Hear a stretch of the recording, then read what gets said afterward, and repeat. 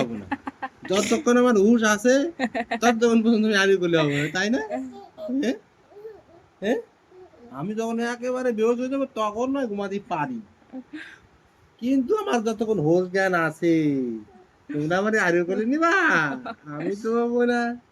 না, হ্যাঁ, আমি তো আড়ি করলে হবো না, আমার ঘুম পাড়ানি আমি বুঝি না। হুম? তোমরা আমার প্ল্যানিং করে ঘুম পাড়াও, আমি তো ঘুমাবো না।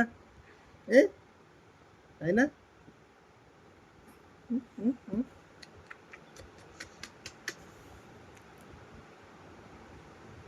আবার টানছে।